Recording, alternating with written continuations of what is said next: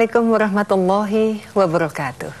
Pemirsa, luar biasa sekali, alhamdulillah kita masih diberikan kesempatan di mana untuk program Tafsir Al-Misbah episode kali ini insyaallah kita akan berbicara lebih jauh mengenai Isra dan Mi'raj. Seperti kita ketahui, fenomena besar dalam Isra dan Mi'raj merupakan misteri besar yang tentunya tidak akan pernah bisa terjawabkan. Kita akan membahas lebih lanjut mengenai tema tersebut insyaallah dalam episode ini, karena kita juga akan mengetahui peristiwa itu ada iman di satu pihak dan juga ada logika rasional di lain pihak, sehingga bagaimanapun kedua hal tersebut tentunya akan bisa membaur dalam Isra dan juga Mi'raj. Insyaallah kita akan membahas mengenai hal tersebut dan juga tema itu, dan ada beberapa surat yang akan kita bahas lebih lanjut dalam episode ini, yaitu surat An-Najm ayat 1 sampai dengan 18, dan kita akan mendapatkan pemaparan mengenai tema tersebut tentunya bersama narasumber kita. Kita akan mengucapkan salam dahulu kepada Bapak Quraisy Shihab. Assalamualaikum warahmatullahi wabarakatuh, Bapak. Waalaikumsalam warahmatullahi wabarakatuh. Alhamdulillah Pak ya, berjumpa kembali. Insyaallah masih diberikan waktu, kesempatan ya Pak ya. Amin. Dan ilmu yang dimiliki bisa berbagi untuk kita semua. Amin. Dan untuk ibu-ibu yang hadir di sini, yaitu ibu-ibu dari Majelis Taklim Nur Anissa Utan Kayu dan ibu-ibu Majelis Taklim Nur Ramadan Bintaro serta Majelis Taklim Anissa Pengurus Pusat Bayangkari. Assalamualaikum ibu-ibu yang soleha. Alhamdulillah ibu ya bisa bersua kembali di sini di Tafsir Al-Misbah. Untuk episode kali ini kita akan membahas mengenai Isra dan Mi'raj ya Bu ya. Baik, Pak Quraisy bisa langsung dilanjutkan mungkin mengenai ini Pak. Mari kita bicara. Bismillahirrahmanirrahim. Alhamdulillah wassalatu wassalamu ala Rasulillah wa ala alihi wa ashabihi wa man wala. Kita bicara Isra dan Mi'raj. Yeah. Isra perjalanan malam. Mi'raj alat untuk naik. Itu Mi'raj namanya, alat untuk naik. Pertanyaan pertama yang dibahas oleh ulama, ini dua peristiwa yang waktunya berdekatan, bersamaan, atau berbeda. Pada umumnya berkata itu satu perjalanan. Yang pertama dari Mekah ke Masjidil Aqsa, kemudian dilanjutkan sampai ke Sidratil Muntaha. Itu berarti Isra dan Mi'raj terjadi pada satu malam yang sama. Ada juga yang berkata dua peristiwa yang berbeda waktunya, tapi itu tidak populer. Pertanyaan yang lain, adakah uraian tentang Isra dan Mi'raj dalam Al-Quran yang kita mau bahas ini dari segi Tafsir Al-Misbah? Jawabannya, Isra pasti ada. Itu di surah Al-Isra. Subhanalladzi asra bi'abdihi lailan minal masjidil haram. Mi'raj, ada Mi'raj atau tidak? Nah, dari segi penafsiran, ada yang berkata tidak ada secara tegas uraian tentang Mi'raj. Tapi ada lagi yang berkata begini, di surat Al-Isra itu sebenarnya ada isyarat tentang Mi'raj. Karena dia di surah itu dikatakan Maha Suci Allah yang mengisrakan hambanya dari Masjidil Haram, di mana itu? Mekah ke Masjidil Aqsa. Ada penafsiran lain. Masjidil Aqsa masjid yang terjauh, tempat sujud yang terjauh. Jadi dia katakan bukan di Palestina, masjid itu di mana itu? Itu di Sidratil Muntaha di sana. Ada yang berkata begitu, tapi ini juga tidak populer. Ada lagi yang berkata bahwa Isra itu diuraikan di suratul Isra, Mi'raj itu disinggung di suratin Najm. Wan najmi idza hawa ma dhalla sahibukum wa ma ghawa. Itu nanti seterusnya di Sidratil Muntaha. Ada di situ kata-kata Sidratil Muntaha. Tapi baik, mari kita lihat pada surah An-Najm. Menarik bahwa baik uraian tentang Isra maupun tentang Mi'raj, kalau kita berkata itu di surat An-Najm, itu kedua-duanya dimulai dengan isyarat bahwa ini peristiwa yang tidak terjangkau oleh nalar. Ini peristiwa yang sangat mengagumkan. Nah, kita lihat di suratul Isra dimulai dengan Subhanalladzi asra. Subhana itu apa artinya? Maha suci Allah, Maha agung Allah. Kita kalau melihat sesuatu yang aneh atau menakjubkan, kita ucapkan Subhanallah. Allah sebelum menceritakan tentang Isra, dia mulai dulu Subhanallah. Untuk memberi isyarat bahwa ini sesuatu yang sangat menakjubkan. Nah, kita lihat uraian menyangkut Mi'raj.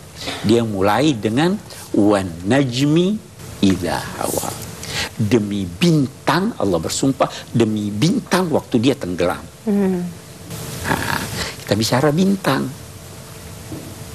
bisa tahu bintang. Kita nggak tahu bintang. Terlalu jauh bintang. Apalagi yang lagi tenggelam. Ada cahaya di langit yang kita lihat di bumi ini, cahaya bintang, bintangnya udah punah. Tapi karena jauhnya, cahayanya baru kita lihat. Itu sebabnya Allah Subhanahu wa ta'ala di suratil Waqiah itu berkata, la uqsimu bimawaqi'in nujum wa innahu laqasamun law ta'lamuna azim. Saya tidak bersumpah dengan tempat-tempat terbit atau tenggelamnya bintang.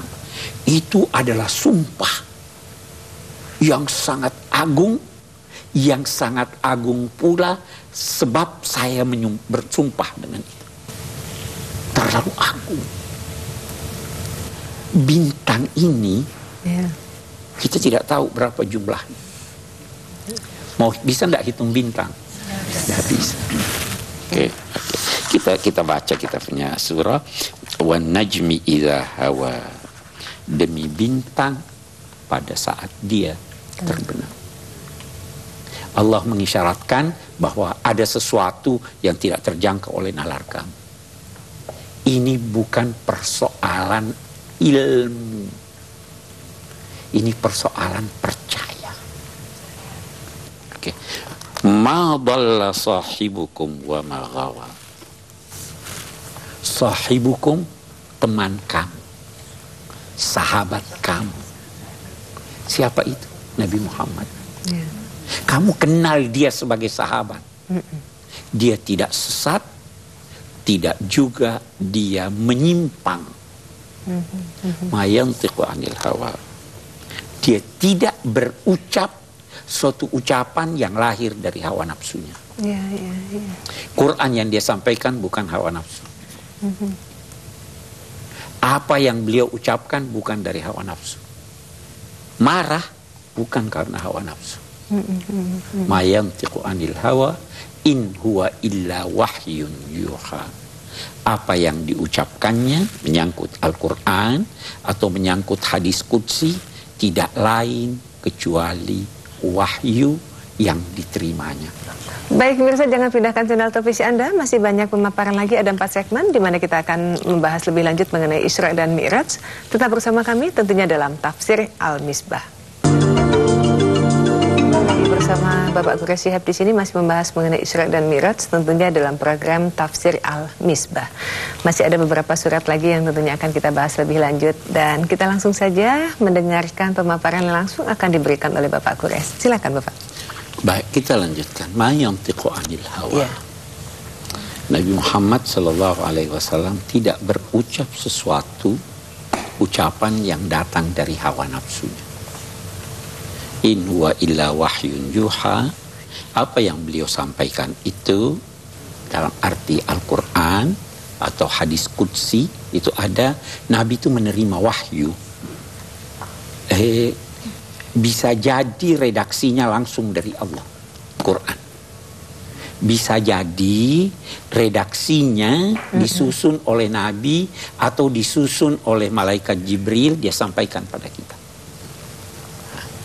Semua wahyu. Oke. Allamahu syadidul quwa. Dia diajar oleh satu sosok yang sangat kuat. Dzu mirratin fastawa. Sosok yang sangat kuat itu amat cerdas, gagah. Yaitu Jibril. Uraian-uraian ini belum berbicara tentang Mi'raj, tapi baru mengantar bahwa ada peristiwa, ada nanti peristiwa yang sangat mengagumkan, yang tidak terbayangkan oleh nalar kamu. Nabi Muhammad berucap ucapan yang benar. Jangan kira itu datang dari hawa nafsunya, tapi itu datang dari Allah, dan itu disampaikan oleh Allah melalui malaikat Jibril. Jangan duga itu malaikat yang bukan malaikat nomor 1, seakan-akan begitu. Dia itu sangat kuat, lagi sangat cerdas. Baru dikatakan wa huwa bil ufuqil a'la. Ini kita mulai tidak tahu nih. Dia berada di ufuk yang tertinggi. Di mana? Nggak tahu. Sudah mulai nggak tahu ya. Kita mau berhenti sejenak di sini. Dalam hidup ini ada hal yang kita tahu. Ya tahu. Ada hal yang kita tidak tahu. Jangankan di luar diri kita, dalam diri kita, kita tidak tahu. Tahu tentang ruh, nggak tahu sudah. Tahu tentang mimpi. Bagaimana itu orang mimpi? Tahu tentang tidur, tidak tahu. Nikmat tidur, nikmat atau tidak? Kapan rasakan nikmatnya? Bangun tidur ya Pak? Akan sudah tidak tidur. Oh iya. Kalau kita berkata bangun tidur, sudah tidak tidur. Banyak hal yang kita tidak tahu. Banyak hal yang bersifat dikatakan orang suprarasional, di atas kemampuan nalar. Mata kita bisa melihat dua hal yang sama, tapi substansinya berbeda. Saya bisa bawa satu gelas di sini, satu gelas di sini, dari jauh saya lihat sama. Perasan apel sama nggak dengan perasan cuka? Beda. Kelihatannya sama. Air yang mengandung racun dengan air yang biasa sama nggak? Sama. Tidak sama. Kalau pandangan mata? Sama. Pandangan mata sama. Banyak hal yang seperti itu dalam kehidupan keseharian kita. Apalagi fil ufuqil a'la. Kan ini pengantar dia. Kita nanti melihat wa huwa bil ufuqil a'la. Tsumma dana fatadalla. Sewaktu itu Jibril ada di tempat di ufuk yang sangat tinggi, kemudian mendekat, lalu turun. Saya terangkan ini, bahasa Indonesianya agak sulit saya temukan. Dana mendekat, tadalla. Saya beri ilustrasinya. Ibu biasa lihat pohon tinggi, dahannya turun ke bawah, ada buahnya. Walaupun pohonnya tinggi karena dahannya ke bawah, itu namanya tadalla. Tadalla. Apa itu bahasa Indonesianya? Apa? Merunduk. Hah? Merunduk. Iya. Ya oke deh kalau mau katakan. Pokoknya yang penting dimengerti. Ya kan? Kalau bahasa Jawanya apa? Mentiung. Mentiung. Oke. Apa yang ingin dikatakan di sini? Jibril itu ada tinggi tinggi di atas sana. Tapi dia turun mendekat. Dari tempatnya dia tidak berubah di atas sana, tapi dia mendekat kepada Nabi Muhammad SAW. Nah itu, jadi itu buah tadi seakan-akan saya bisa petik karena saya ini rendah. Betul. Tetapi sebenarnya dia ada tinggi di atas. Nah, itu dilukiskan. Itu ketika itu Nabi melihat malaikat Jibril dalam bentuk aslinya memiliki 600 sayap. Dia buka 2 sayapnya sudah tertutup seluruh alam raya. Itu bentuk aslinya. Terus tadalla, kita lihat lagi tadalla untuk kita pahami ini tadalla. Tadalla itu juga digunakan untuk memanjakan seseorang. Oh dia merunduk ini dalam konteks memanjakan. Nah kita lihat ini. Yang mengajar Nabi Muhammad, kita lihat ini, mengajar malaikat yang sangat kuat, yang sangat cerdas, yang sangat tampan, yang mau turun ke bawah walaupun dia di atas, dan memanjakannya, dekat kepadanya. Mantap enggak ini pengajarannya? Mantap. Jadi kalau ada sesuatu yang belum dimengerti, jangan anggap ini dia ngomong kosong. Nanti dalam perjalanan Isra, dalam perjalanan Mi'raj, itu banyak hal-hal yang kalau kita gimana tuh ini? Ini rasanya nggak masuk di akal ini. Jangan tuduh macam-macam. Ini kok dia katakan, misalnya Nabi Muhammad menjelaskan, itu orang yang membicarakan keburukan orang. Itu kan namanya dia makan bangkai. Iya kan? Benar itu. Nah, ini tidak apa-apa. Anda tidak lihat. Anda kira cuma air ini. Padahal itu ada racunnya. Nah ini tadi. Tsumma dana fatadalla fakana qaba qausaini au adna. Demikian dekat beliau sehingga menurut perhitungan kamu, kebiasaan kamu, dia itu sejarak seperti 2 ujung busur panah. 2 ujung busur panah itu kan sangat dekat. Betul. Dekat sekali dia kepada Nabi Muhammad. Tsumma dana fatadalla fakana qaba qausaini aw adna fa auha ila abdihi ma auha. Ketika itu malaikat Jibril atas perintah Allah mewahyukan kepada hamba Allah ini apa yang diwahyukan. Tadi ya, auha ila abdihi, kepada hambanya. Di surat Al-Isra, subhanalladzi asra bi abdihi juga. Abdihi juga. Orang yang paling mulia di sisi Allah adalah orang yang memperhamba dirinya kepada Allah. Amin ya Allah. Puncak. Nah, ini Nabi Muhammad mendapat. Kita lanjutkan kembali dulu ya Pak Kures ya, kita break sebentar. Nah, orang yang menghambakan dirinya kepada Allah, subhanallah ya. Baik, kita akan lanjutkan kembali. Dan sepertinya ibu-ibu juga semakin menarik saja ya Bu ya, dan semakin ingin lebih mengetahui kembali bagaimana sih Isra dan Mi'raj itu. Kita break sebentar, nanti kita lanjutkan kembali tentunya kepada Bapak Kures Syuhab. Jadi pemirsa yang di rumah yang sedang menyaksikan Tafsir Al-Misbah, jangan kemana-mana, lanjutkan kembali, masuk di segmen ketiga. Tetap bersama kami. Bersama kita di sini dalam Tafsir Al-Misbah, dan masuk di segmen ketiga pemirsa masih membahas mengenai Isra dan Mi'raj. Kita langsung saja mendapatkan pemaparan langsung diberikan oleh Bapak Kures Syuhab. Silahkan Bapak, kembali lagi Pak. Fa'auha ila abdihi ma'auha. Maka dia mewahyukan kepada hambanya, hamba Allah ini, apa yang diwahyukannya. Tidak jelas apa yang diwahyukannya itu. Dia hanya bilang, maka dia beritahu apa yang dia mau beritahu. Bisa tahu enggak kita apa yang dia beritahu?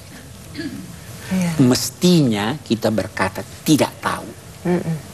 Tapi pasti penting. Nah, kalau kita mau duga-duga, ada ulama duga-duga.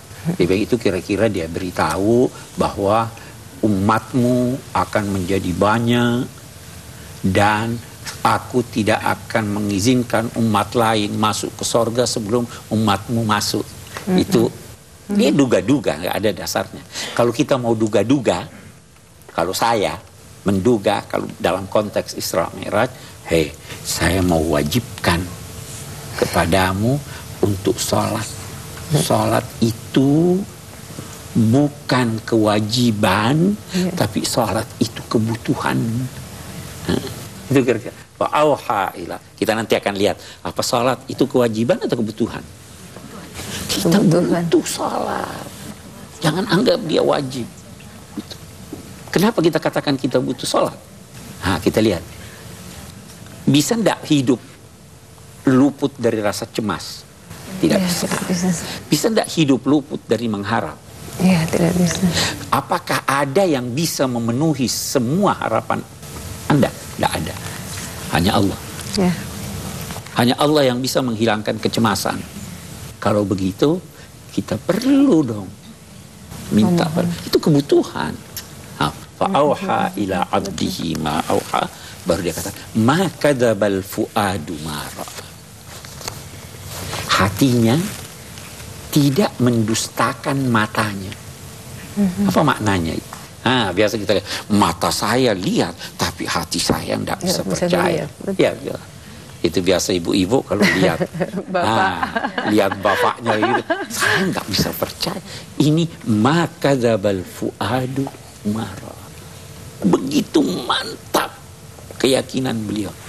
Wah, walaupun yang dilihat ini luar biasa, hatinya tidak goyah. Sidrat itu pohon, aromanya bagus, lezat buahnya, tidak berduri. Nah, ada sesuatu yang dinamai Sidratil Al-Muntaha, itu terakhir. Itu di langit ketujuh. Disitulah terdapat Jannatul Ma'wa.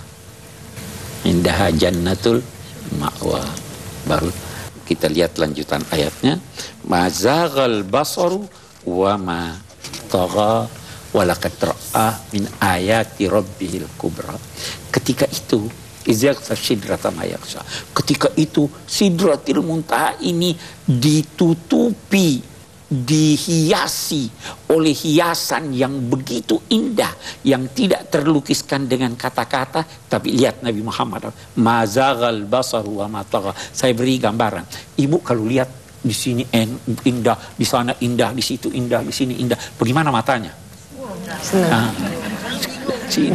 Iya kan? Bingung milih ya Bu ya? Bingung. Ini coba lihat adabnya Nabi Muhammad. Mazaghal basar wa ma tagha. Tidak berpaling kiri kanan matanya. Padahal ini keindahan, ini baru itu. Karena apa? Dia menghadap Allah Subhanahu wa taala.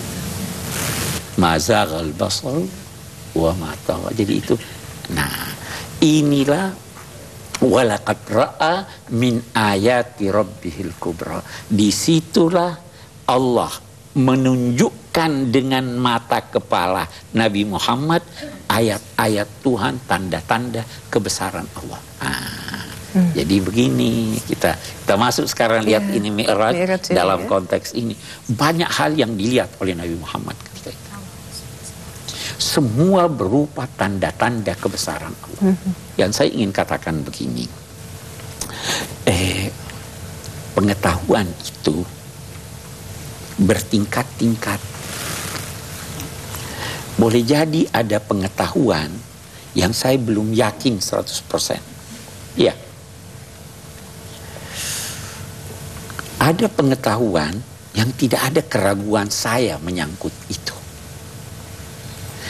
Itu saya namai yakin. Saya beri contoh deh supaya jelas. Ibu yakin ada kota namanya Mekah. Yakin ya. Pernah ke sana? Pernah ke sana. Yang tidak pernah ke sana, yakin juga? Yakin. Nah, Kalau ibu belum pernah ke sana, tapi sudah yakin betul, itu namanya ilmu yakin. Ilmu yakin, ya. Ya kan? Ibu percaya, tahu ada kota namanya Kairo. Yakin? Pernah ke sana? Nah, baru sampai ilmu yakin. Orang yang pernah ke sana lihat, oh ini dia Kairo, itu namanya ainul yakin. Dia sudah lihat. Atau pernah, saya yakin. Saya pernah ke sana. Berapa lama Anda di sana? Sehari, 2 hari. Penting sudah lebih yakin dari. Nah, kalau ibu tanya saya, yakin ada Kairo? Oh yakin. Ainul yakin? Bukan. Ilmu yakin? Bukan. Hakul yakin. Saya tahu, saya tahunan di sana. Iya. Ya, saya tahu lorong-lorongnya. Jadi sekarang ibu percaya ada sorga? Percaya. Yakin? Yakin. Belum tentu yakin. Belum tentu yakin. Iman itu dalam tahap-tahap kehidupan ini masih bisa diselubungi oleh tanda tanya. Itu sebabnya Allah berfirman, wa'bud rabbaka hatta ya'tiyakal yaqin. Beribadah kepada Allah sampai yakin datang kepadamu. Kapan itu yakin datang? Kalau sudah mau meninggal. Yakin. Iya. Luar biasa. Nanti kalau mau bertanya nanti masuk segmen keempat ya Bu ya. Baik pemirsa, kita akan lanjutkan kembali. Tetap bersama kami tentunya dalam Tafsir Al-Misbah. Masih melanjutkan mengenai Isra dan Mi'raj tentunya dalam program Tafsir Al-Misbah. Di segmen keempat ini adalah segmen di mana audiens kita akan diberikan kesempatan untuk bertanya lebih jauh mengenai tema kita, tentunya kepada narasumber kita yaitu Bapak Quraish Shihab. Sepertinya kita langsung saja memasuki pertanyaan pertama. Silakan, Ibu siapa nih? Di dalam surat An-Najm ayat 2 disebutkan bahwa Rasulullah SAW tidak tersesat dan tidak keliru.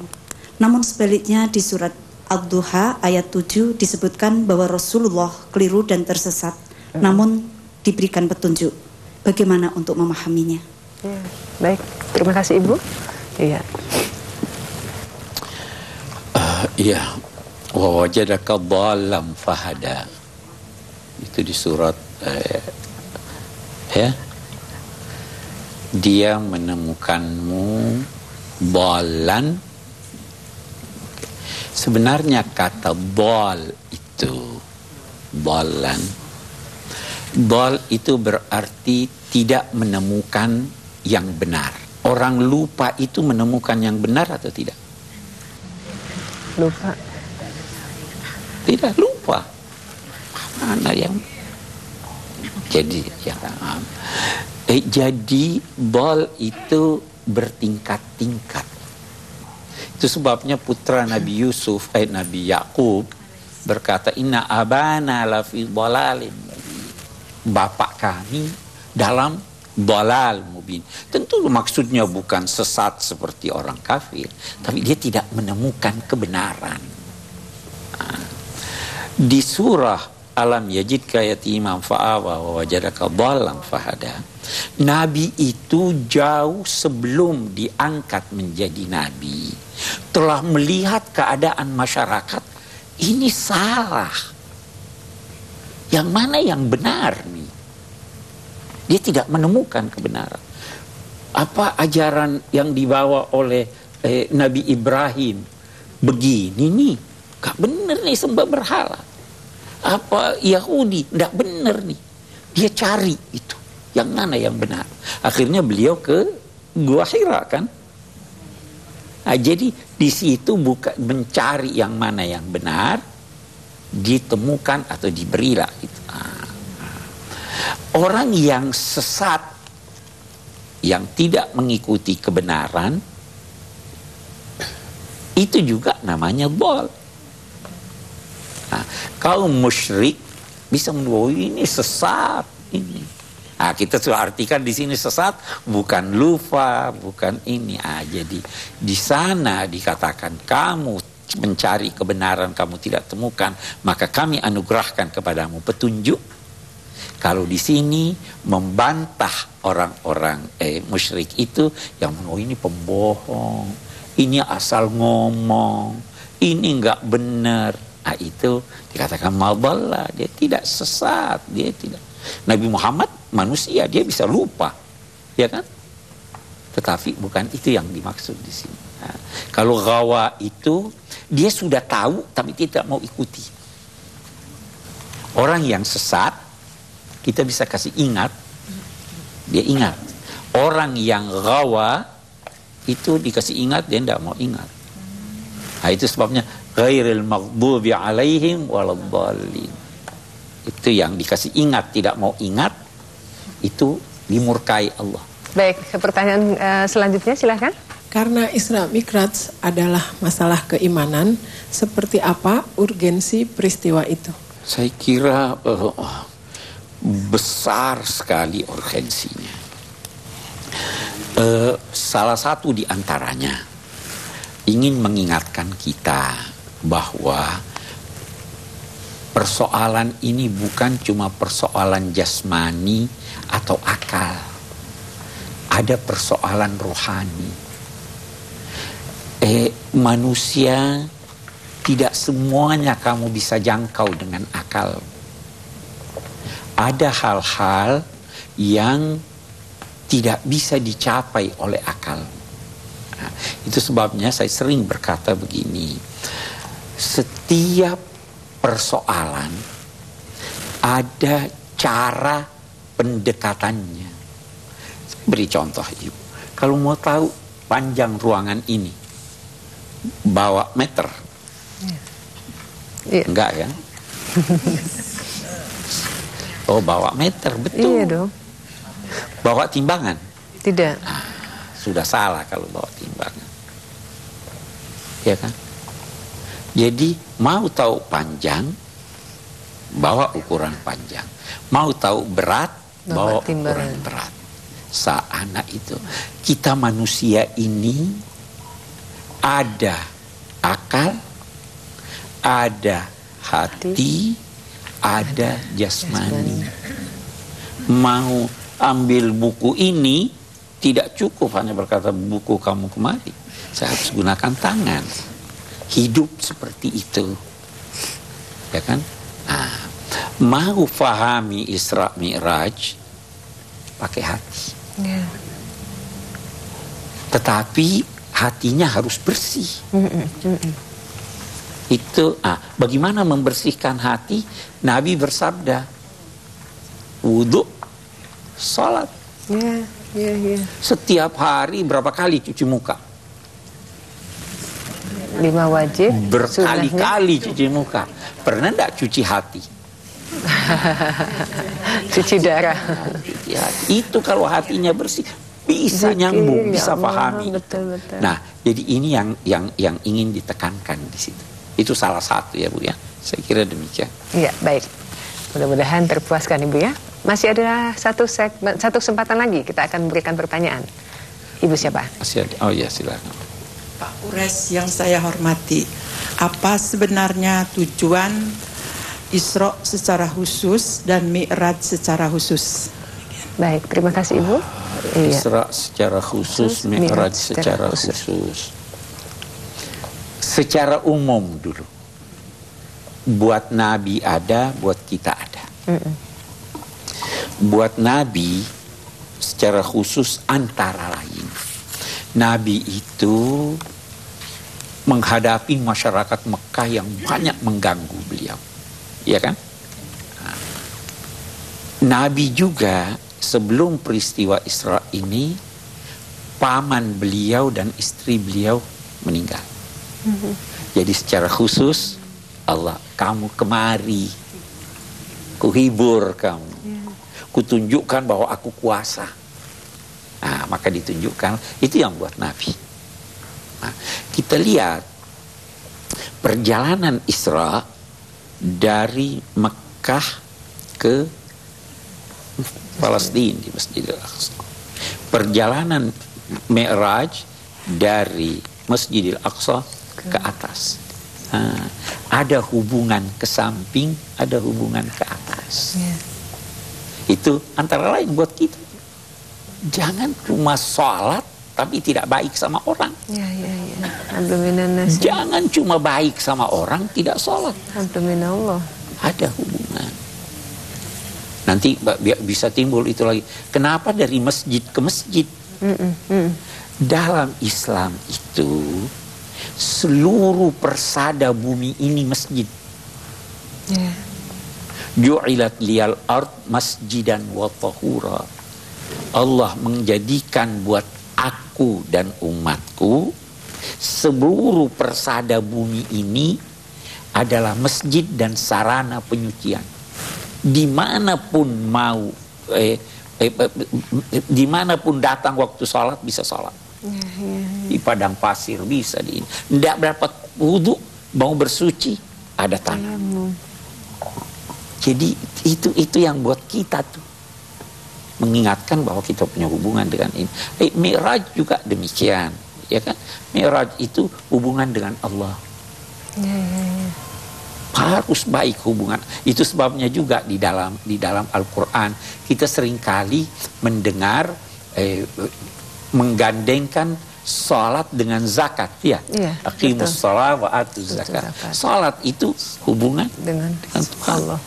Zakat itu hubungan dengan sesama manusia. Saya kira demikian. Baik pemirsa yang di rumah yang sedang menyaksikan Tafsir Al-Misbah, kita akan lanjutkan kembali, masih ada satu segmen lagi tetap membahas mengenai Isra dan Mi'raj. Jangan kemana-mana. Tema yang kita angkat untuk di Tafsir Al-Misbah episode kali ini. Sepertinya kita langsung saja memberikan kesempatan kepada Ibu pertama yang ingin bertanya. Silakan Ibu. Bapak Quraisy yang saya hormati, di dalam ayat 3 dan ayat 4 surat An-Najm dijelaskan bahwa Nabi adalah manusia yang terpelihara. Namun dalam perjalanan hidupnya, suatu ketika Nabi pernah ditegur oleh Allah sebagaimana dijelaskan di dalam surat Abasa ayat pertama. Memang Rasul SAW bersabda bahwa aku dididik oleh Tuhan. Adabani Rabbi fa ahsana ta'dibi. Allah menghendaki agar manusia ini menjadi contoh yang terbaik. Sehingga kalau cuma baik, dia ditegur. Kalau cuma baik, ditegur. Harus yang terbaik. Nah, kita beli, Ibu kasih contoh Abasa. Kata?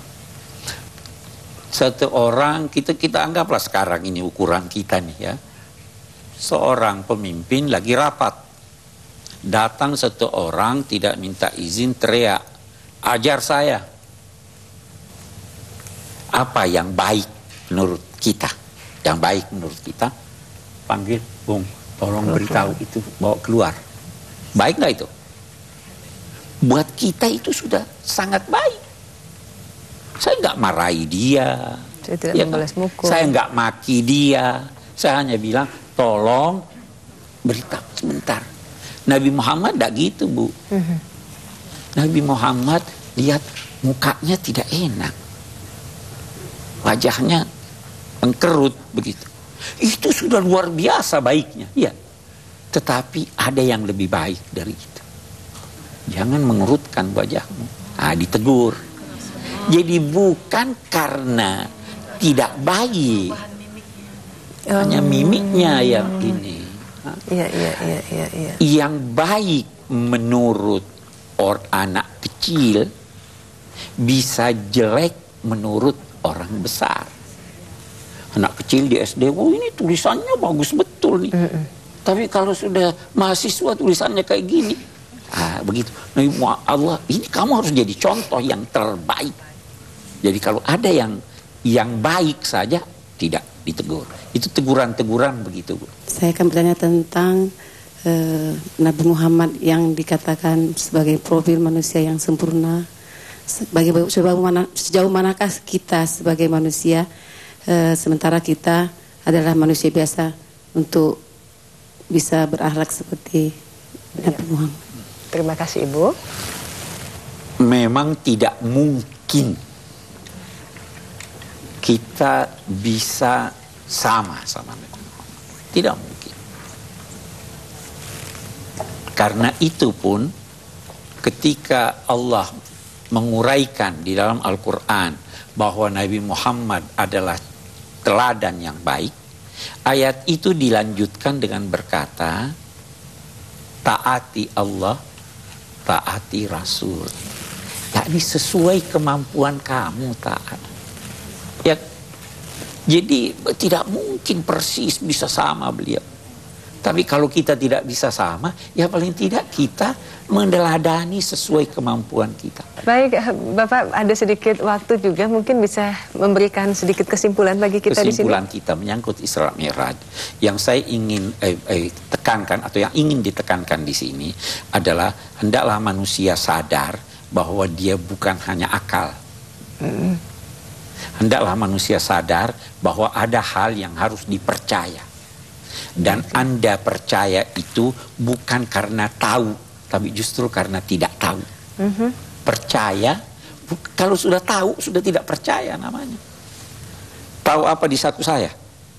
Sapu tangan. Begitu saya buka, sudah tahu. Tapi kalau tadi bilang, saya percaya sapu tangan, kepercayaan Anda keliru. Iya. Nah, maka yang mau dipercayai itu karena kita tidak tahu. Tapi karena mau tahu, diberitahu. Maka percayalah yang Anda tidak tahu selama yang memberitahu Anda itu orang yang terbukti jujur. Nabi Muhammad tidak berucap dari nafsunya, dia dibimbing oleh Allah, oleh Rasulnya, jadi pasti yang dia beritahu itu benar. Ya kan? Itu tujuannya. Jadi jangan semuanya mau cari-cari. Udah dia percaya deh yang tidak. Pemirsa, terima kasih, dan kita masih insya Allah jika ada kesempatan kembali ada spesial istimewa juga di mana kita akan membahas mengenai tafsir Al-Misbah selanjutnya di hari waktu yang insya Allah masih memberikan kesempatan. Terima kasih untuk kebersamaannya. Wabillahi taufiq wal hidayah. Wassalamualaikum warahmatullahi wabarakatuh. Waalaikumsalam warahmatullahi wabarakatuh.